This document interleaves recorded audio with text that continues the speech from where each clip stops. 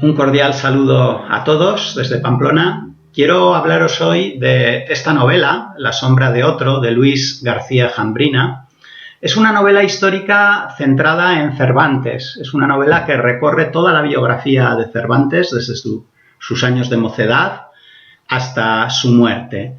Y bien, es una de esas novelas que tratan desde el punto de vista de la ficción lo que fue la vida del autor del Quijote. No es en los tiempos modernos cuando se ha empezado a hacer esto, ya en el romanticismo hay muchas ficciones, tanto en narrativa como en teatro, que, convierten a Cervantes en personaje literario, en personaje de ficción, a veces haciéndolo convivir con su creación literaria, con Don Quijote, creando ahí distintos niveles de ficción. Pero esta es una de esas novelas que han aparecido en los últimos años, sobre todo en torno al 2005, al 2015, 2016, años de centenarios cervantinos, en los que, han abundado este tipo de recreaciones o de Quijote o de Cervantes, ¿no? Bien, la novela de García Jambrina, tengo que empezar diciendo, es una novela muy entretenida, es una novela fácil de leer y es una novela que adopta un punto de vista muy inteligente, me parece, ¿no? Toda la novela está contada desde la perspectiva de Antonio de Segura. Es un personaje real, es un personaje que se cruzó en la vida de Cervantes a la altura de 1569. El escritor, el futuro escritor Cervantes, aprendiz de escritor en ese momento, porque ya escribía algunos versos, tiene un duelo, una pendencia callejera con este tal Segura o Sigura, lo deja malherido en la calle y para escapar de la acción de la justicia, Cervantes tiene que marchar apresuradamente a Italia. Este es un dato real, esto es lo que sabemos en la biografía de Cervantes, pero son muy pocos datos los que tenemos de este Segura o Sigura.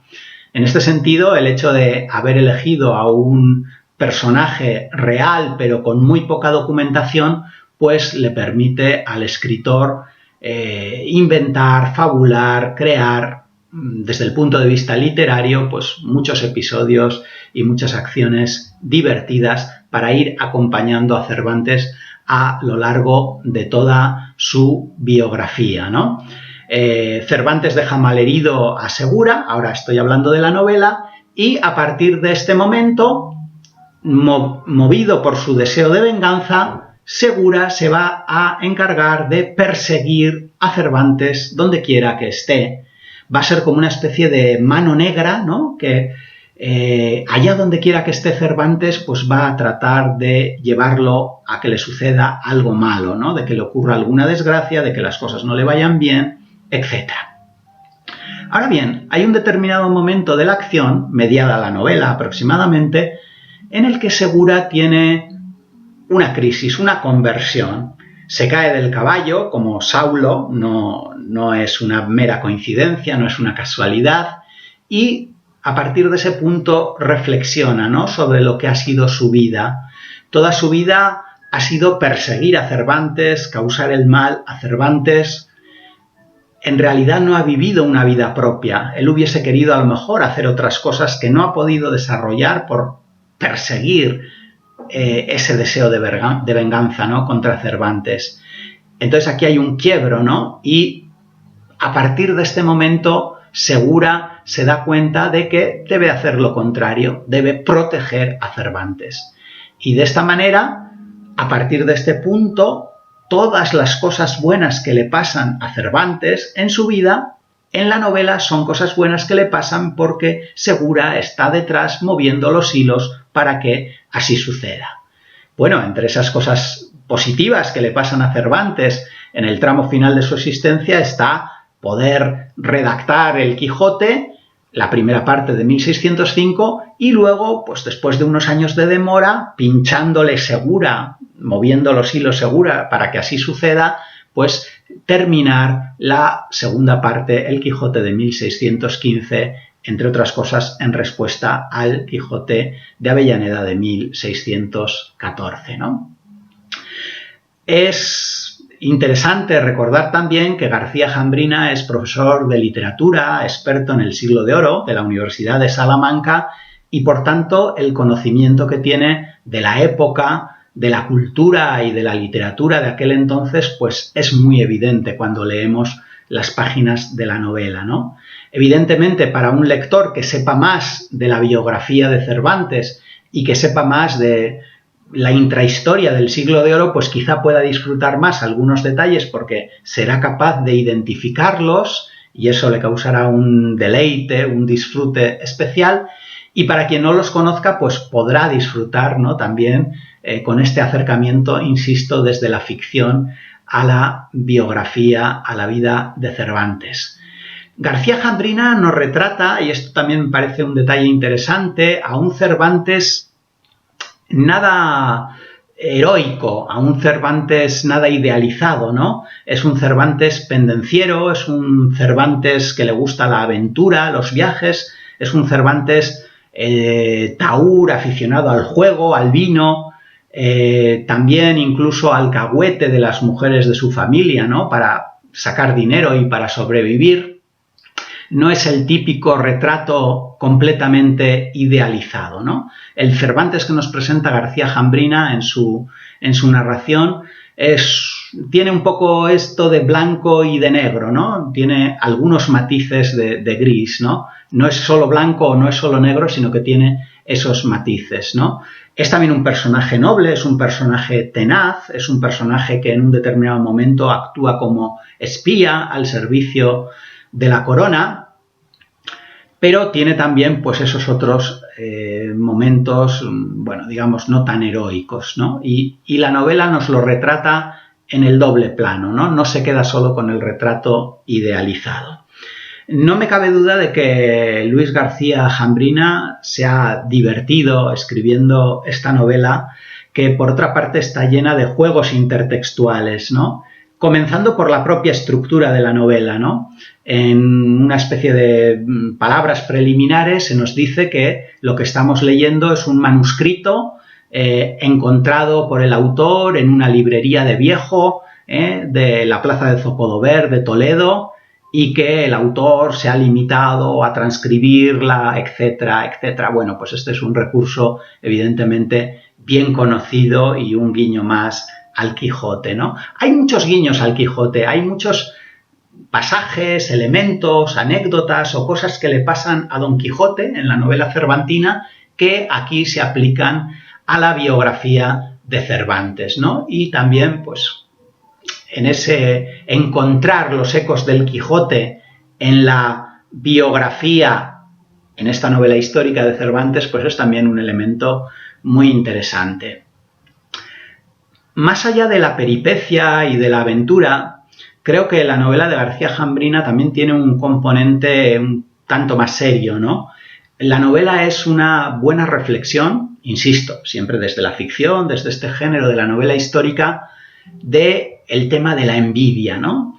Esa envidia, esa rivalidad de Segura y de Cervantes. Segura no ha vivido su vida por perseguir a Cervantes, de alguna manera por envidiarle. Segura y Cervantes han sido rivales por perseguir la fama literaria, por perseguir, aunque sea idealmente, platónicamente, el amor de la reina, doña Isabel, y bueno, pues en otros muchos aspectos, ¿no? También en la política, son rivales en una intriga política que en un determinado momento, al principio de la narración, nos cuenta esta novela. Pero, como decía antes, Segura se da cuenta de que no tiene sentido vivir la vida de otro, ¿no? Él, en realidad, no ha sido una persona propia, ha sido la sombra de otro, ¿no? A eso está aludiendo el título. Y voy a leer uno de los pasajes, hay varios, ¿no?, donde se juega o se hace alusión al título, pero voy a limitarme a leer este. Yo también me he preguntado muchas veces qué habría sido de los dos si nuestros destinos no se hubieran cruzado. Y lo que en verdad creo es que cuando eso ocurrió, nuestras sombras, por así decirlo, se intercambiaron para siempre. Fue como si dos viajeros se encontraran en una venta del camino y a la hora de la salida cada uno se llevara por error la maleta del otro. Para bien o para mal, a partir de ese instante se verán obligados a cargar con el equipaje de un extraño, condenados a ser, en definitiva, la sombra de otro. Yo, de hecho, he dejado de existir para el mundo y me he convertido en vuestra sombra, la sombra de Cervantes, la sombra de otro que no soy yo, y vos os habéis convertido en la mía y, por lo tanto, en el meollo de mi existencia. Bueno, hay, como digo, una reflexión que es más densa y más profunda que lo que yo aquí puedo apuntar sobre este tema de la envidia, de la rivalidad literaria, ¿no? El enfrentamiento entre Lope y Cervantes también ocupa algunas de las páginas de esta narración. Y también aparece Garcilaso bastante, porque Garcilaso es como ese personaje de una o dos generaciones anteriores al que Cervantes le gustaría imitar, ¿no? Le gustaría ser como Garcilaso, guerrero heroico, que vivió en unos tiempos de ideales, de expansión imperial, etc., y que también fue un gran poeta, un gran literato. Bueno, aquí he tratado de poner sobre la mesa algunas de las ideas, algunas de las claves que me parecen interesantes para acercarnos a la lectura de esta novela, La sombra de otro, de Luis García Jambrina. El autor tiene, por supuesto, otras novelas históricas. Se dio a conocer en el año 2008 con el manuscrito de Piedra, una novela también muy tamizada por la literatura, ¿no? Porque el personaje protagonista en esa novela y en otras de la serie, el manuscrito de, ¿no?, que han venido después, el manuscrito de nieve, el manuscrito de fuego, el manuscrito de aire, es nada menos que Fernando de Rojas, el autor, o al menos en parte, ¿no?, de La Celestina, que en esa serie de novelas es un pesquisidor, es un investigador que tiene que ir resolviendo distintos casos, distintos asesinatos, etc., ¿no? Un subgénero también de la novela histórica muy frecuente en nuestros tiempos, ¿no? Una investigación detectivesca en una época del pasado. Pero bueno, hoy tocaba hablar de La sombra de otro, una novela histórica que recorre, como decía al principio, toda la biografía de Cervantes.